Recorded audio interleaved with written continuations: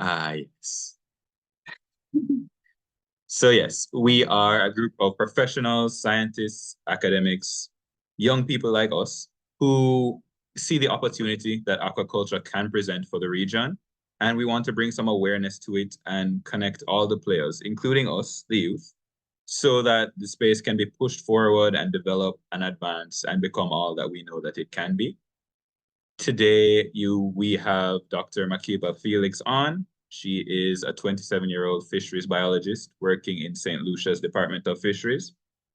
Some of her work includes helping to monitor and sustainably manage St. Lucia's marine resources. In particular, she's done some work with sea moss. Another one of our co-hosts on here today is Dr. Nicole Herbert, a Bayesian working in St. Kitts and Nevis. Her PhD is from Ross University School of Medicine, and her research there has dealt with parasites of our Caribbean spiny lobster. And her current work is still dealing with parasites, but no longer limited to just lobsters, other marine organisms in our space as well. I'll give both of them a chance to say hi and introduce themselves.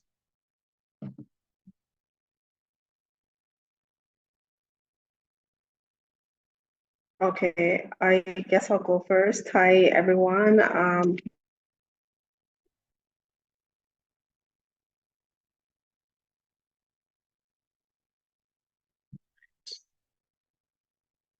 And Dr. Herbert.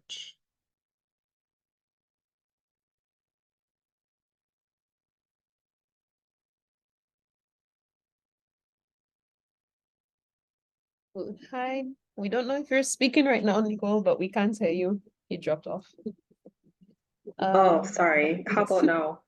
Yes, better. Okay, so basically, I'm from Barbados. I live in St. Kitts, and I'm really happy to be with you guys this evening. Yes. And I think Matthew Pierre already said some stuff about me, so I won't repeat that. All right. I will be your host today. I'm Matthew Pierre Rogers. For an introduction, I am a 22-year-old graduate of the University of the West Indies. I graduated in 2022 with a degree in marine biology. Since then, I've been trying to find my way, see what I am going to be doing with this degree in the future. And that path has led me to aquaculture. And over the last year, I found some amazing mentors and seen all the potential that we have in the space in Jamaica and in the wider Caribbean. And so part of what I'm here to do today is to pass on some of that experience and show you guys some of that same opportunity that I have seen. So to start with, we have the basic question, what is aquaculture? And would anyone in the audience like to take a stab at it?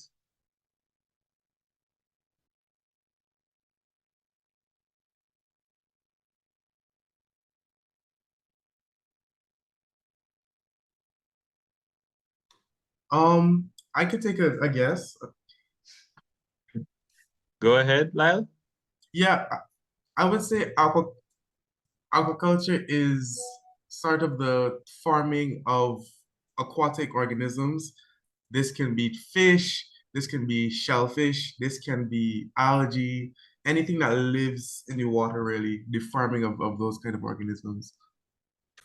Thank you, Lyle. That's honestly a great and very in-depth answer. I know when a lot of people, if they know what aquaculture is, they hear about it and they immediately think fish farming. Fish farming in ponds. They think tilapia almost exclusively. And like you said, the truth is it is far, far more than that. It is farming any aquatic organism or anything living in the water. And there are quite a few things living in the water. In fact, I have some examples to show you guys of some organisms that are grown in aquaculture. And they're not the typical fish that you'd expect. So let's start with this one. If anyone has any idea what this is actually one that we have in Jamaica and all across the wider Caribbean. This is sea moss. Here in Jamaica, we traditionally make beverages with it, Irish moss, but it's used around the world for food, as a thickener in all sorts of pastries and beverages, and used in science and tech as a medium for biotech work. Another organism that we have here that's grown in aquaculture is oysters. We have some of these growing right here in Jamaica, out by Bowden Harbor in St. Thomas. And they're another example of a common organism that people know and eat and enjoy that can be grown by aquaculture. And finally, we have the lobster. Here in the Caribbean, we don't do quite as much with our Caribbean spiny lobster, which is our most popular one, the one that you'll typically hear people talking about when they're talking about lobster. But it's entirely possible to aquaculture species like this as well.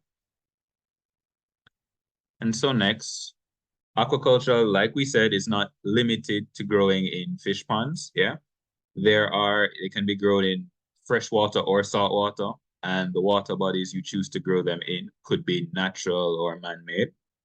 And we have a couple examples coming up. So first is what you might typically think of when you think of aquaculture, which is on-land fish ponds, which are usually, but not always, freshwater, right? But the truth is that's just one place you can carry out aquaculture, and it's a rather limited one. So coming up, we have open sea pens. This is an example of mariculture, which is farming in the open sea. Pens like this are usually done to grow fish like salmon, trout, and this tends to happen a lot in the northern countries. So up in Canada, up in Norway, we have a lot of these open sea mariculture farms. We also have on-land setups, which you will see here. This is a recirculating aquaculture system. It's entirely man-made, entirely contained. The fish can be grown here at high density, so a whole lot of fish in a little area. It's resource intensive, so it takes up a lot of electricity and such, but it gives you a whole lot of control, and because it's entirely self-contained, stuff like this could be carried out anywhere. Recently, I know that one of these has been set up in Jamaica for tilapia. Another example of aquaculture, which you will see coming up, is aquaponics. This is a paired method, so you're growing fish as well as vegetables, and it's a system that's sustainable. It uses the nutrients from the fish to feed the vegetables, and the vegetables at the same time purify the water. So it's an example where you're getting two products or two crops growing at the same time. This is aquaponics. So as you've seen, it's not limited to solely growing fish in fish ponds. That's a rather limited way to look at it. And it's really a way that doesn't lend itself to showing you just how diverse and broad the space is. Our next image is me. Actually, this is me tending to some sea moss out in Discovery Bay, St. Anne, Jamaica, for a little project I did where I was quantifying how fast they grow and kind of just tending to it, farming them out at sea, as you see out behind you. So aquaculture has a whole lot of benefits. That's one of the things I want to make sure to get across to everyone. Firstly, and most obviously, it helps provide food security. It provides food, most notably protein, for the person and the community to consume. And at the same time, it generates employment and income. It's an opportunity to work on the farm or in the spin-off industries and generate some money in the process. By carrying out aquaculture, we can reduce the amount of overfishing and damage to the environment. Some of you may know that for our reef fishing, we're already incredibly overfished and it doesn't help. That some of the practices used, like cyanide and explosives and dynamite fishing, are incredibly harmful to the marine environment that we rely on. By carrying out aquaculture safely and sustainably, we can avoid all this damage, get all the marine products we need, while preserving our environment at the same time. Additionally, it helps us with consistent products. So as opposed to fishing or capture fisheries where You might not know if you're getting a good catch that day. You might go out to your usual fishing spot and there's just nothing there that day. You have consistent product coming in on time. You know when you're getting it, and you can track exactly how much product you're producing. So you have the advantage of consistency that you really can't get with capture fishery. And finally, and most excitingly, if you ask me, aquaculture can provide the raw materials to create some high value added products, which can be sold for more than your raw materials. And I have some examples of some of the products that can be produced by aquaculture or using raw materials from aquaculture.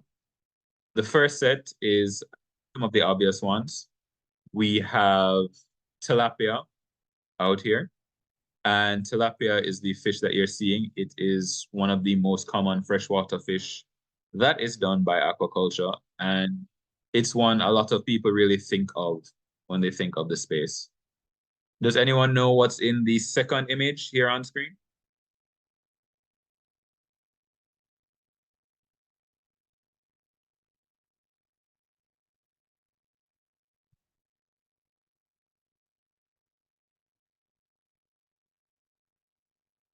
Feel free to raise your hands. Shrimp. That's correct. We have shrimp. Shrimp is a higher value added product, so people tend to get a good price for their shrimp on the world market. And shrimp can be and has been grown using aquaculture for quite some time. Next up, we have a product that I'm sure some people aren't like. This is sushi. And sushi is kind of a funny one. It's a double whammy. So most people know that sushi is fish. You can see it right there in the middle. And as we've established, fish can be grown by aquaculture, but the wrapper of the sushi is actually another marine or aquatic product. The sushi is usually wrapped in seaweed, and this particular seaweed called nori is actually grown by aquaculture. It's mostly done in Japan and temperate countries, not so much here in the region in the Caribbean. But it's just showing that aquaculture products are quite literally all around you, even if you didn't know that that's where they're coming from. And just speaking of another aquaculture product that you might not expect, here we have what looks like Jello. Everyone thinks of Jello, they think of kids' snacks and parties. But Jello is typically made from animal products, from pigs in particular. And for people who, for whatever reason, they're vegetarian, don't want to go down the gelatin route, seaweeds, that same sea moss that you saw, can be used to produce agar, which is an alternative to gelatin. Same texture, same consistency, same Jello you know and love, just coming from an aquaculture source of sea moss. Additionally, this same agar is used in biotechnology for biotech work, including tissue culture, bacteria work, all sorts of things. Additionally, what we have here, does anybody know?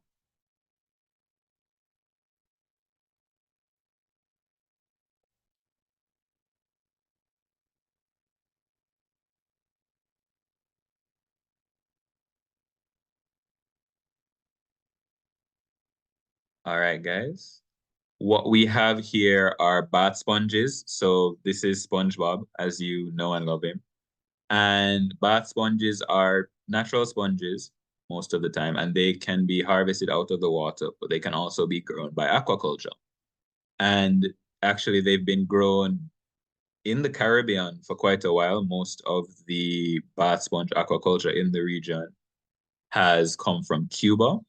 They've seen a decline in recent years because of a few disease outbreaks. But in truth, the same sponges that are found in Cuba are found around the region. So sponge aquaculture is an option that's open and available to the Caribbean and to people like us.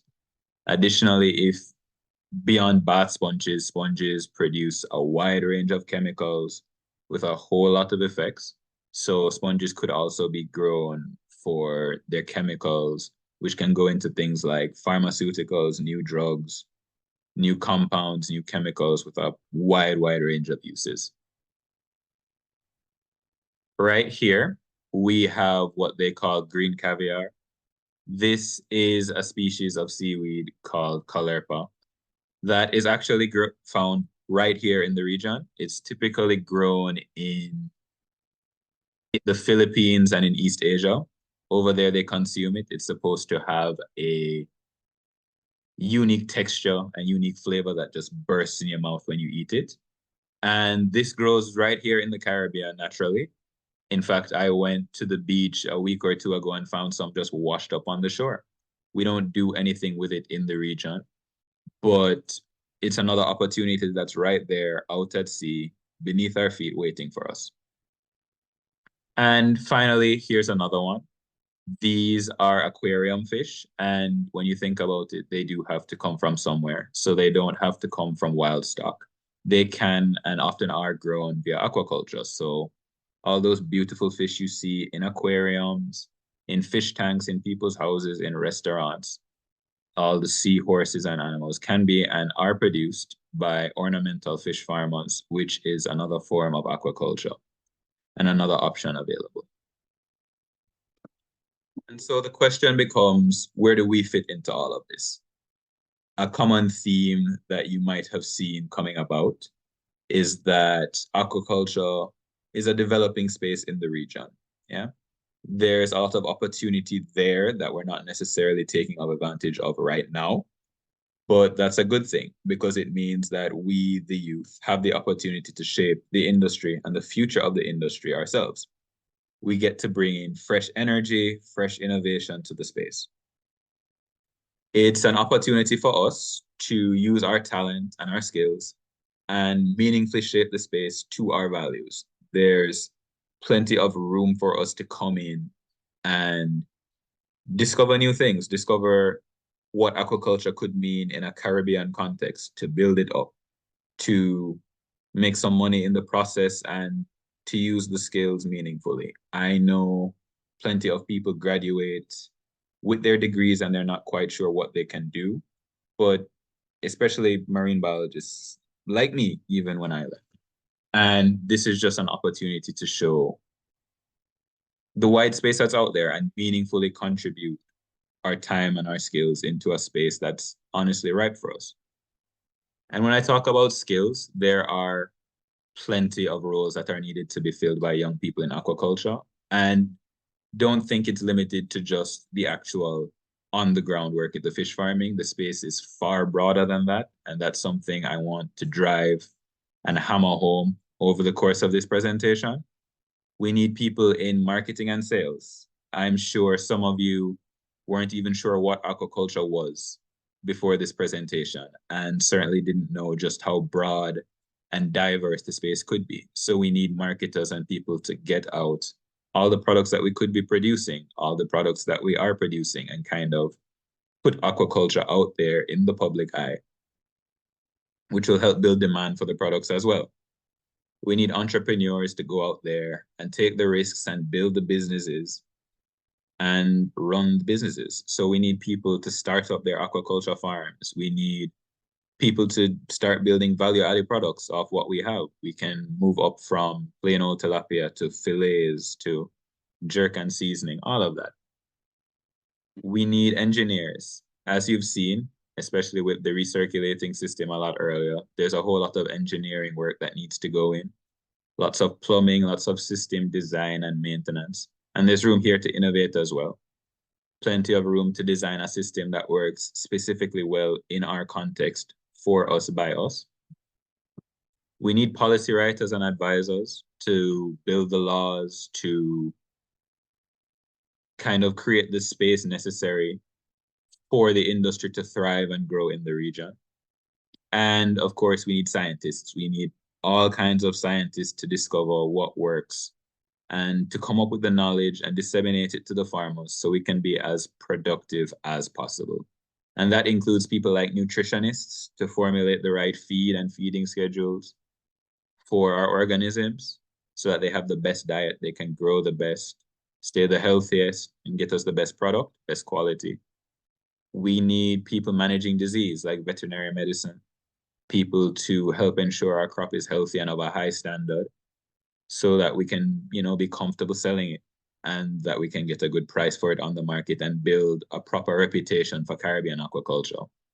And of course, we need breeders to come up with the best lines. And that includes breeding for faster growing fish, fish that can tolerate the Caribbean heat, fish and other animals too. It's about maximizing on the genetic potential that we have in the region. And that's a space where, honestly, I'm not seeing a whole lot of people now. That means there's a whole heap of opportunity for us to come in and kind of create that space. And that's really what we want out of this network. What we envisioned is for this to be a place for the youth and students to connect and for us to learn from each other and from professionals in the space. Personally, when I graduated, I wasn't exactly sure what I had wanted to do. And it's by talking to people and finding some of the amazing mentors like Dr. Julianne Rousseau, the founder of Caribbean Aquaculture Hub, that I really discovered my path. And I want to help others to do that too. I want to pass on some of the lessons I've learned and that I'm learning going up. And I know that there are professionals in the space open and willing to do the same. We just have to come together and ask. And that's part of what this network is. A space for us to learn from each other and teach each other and to connect. So we're aware of what opportunities are out there and so that we can pass them on to each other. That's really the vision that we have for this network. We have other activities planned as well, depending on what you guys are interested in, what you guys take up. Research projects, trips to fish farms and other aquaculture facilities. We have plans in the works to have professionals in the space, such as ornamental fish farmers, and some of the other amazing people in our network come and talk. So it's really just a space for connection so that we don't have to build alone. We can come and build together and make this the space that appeals to us and our values. Yeah.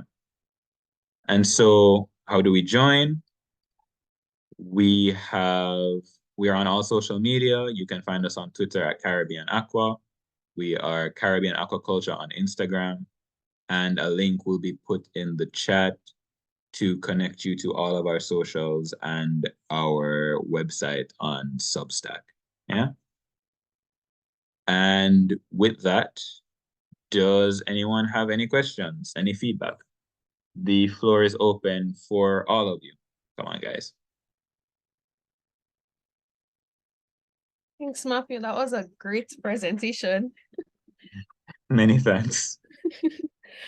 Okay, guys. So I will be moderating the questions. So you could put your questions in the chat or you could raise your hand and ask Matthew your question.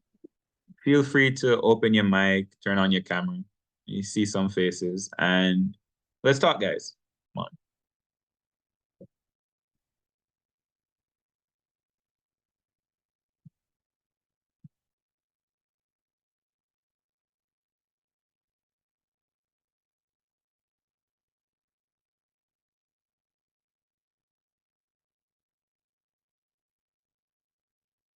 Hey there.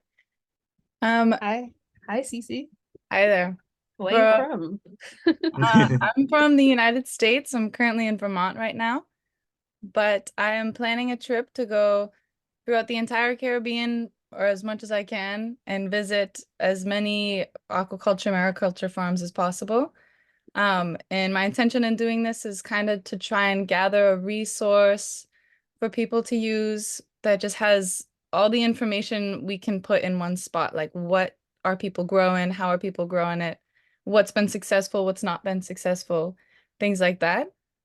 So I guess my question is, if this was something you were using or that I would share with you guys, what would you want to see in it? Like what information should I be looking for? All right, Cece. I will start off by saying I think that idea of a trip down the Caribbean is Absolutely super cool. I love the idea. I would love to do something like that myself. To answer the question, like you said, a basic idea of what people are growing in each country is useful. So stopping at a country and seeing what are some of the main products that are being produced and the main cultivation methods. Something that I've noticed over the past year or so is, in general, there is just a lack of documentation and flow of information in a way. So I'm aware of a whole heap of projects that have started up, or you'll see announcements of stuff starting up in this country or that. But when you try to follow up, there's not a whole lot of records, at least not that are readily accessible to the public. So just a general state of the, I guess, state of affairs as of whenever you take your trip, 2024, 2025, whenever, would be super useful. Yeah. Yeah, that's kind of been my experience too. Like you keep hearing about all these things going on and then you try to, I just feel like there's all this information on these places, but they're not in one place. And it could be so beneficial for everyone to be able to learn from each other if we just had it all in one area. I wholeheartedly agree. I can tell you that the founder of the organization agrees as well. One of Dr. Russo's visions is that everybody currently is doing their own little thing off by themselves. And what we really need is to connect so that we don't have to reinvent the wheel. We can know what works, what didn't, and try something new next time instead of repeating the same mistakes. Yeah. Yeah, exactly. Much agreed. You have to keep me posted on that trip. I would love to hear about it. Yeah. And make sure you make your stop in Jamaica. Absolutely. You will be one of my first stops. Absolutely. Anybody else?